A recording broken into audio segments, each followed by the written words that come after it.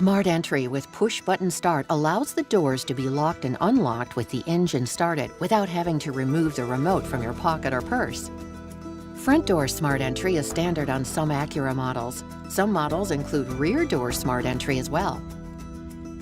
As long as you are carrying the remote and standing within approximately 32 inches of the outside door handle or trunk release, you can lock the front and rear doors by pressing the lock button on the door.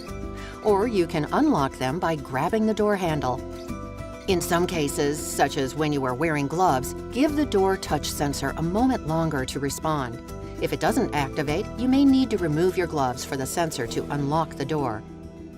If the system doesn't work right away, there are a couple of things to try. Move the keyless access remote to the same level as the door handle and within the 32-inch range. Make sure your cell phone or tablet is not close to the remote, as wireless devices may interfere with the system. This technology has two other features designed for additional security.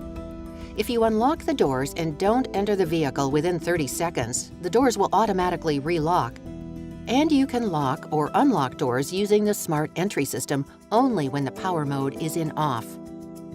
For more information about Smart Entry, consult the Owner's Manual at owners.acura.com.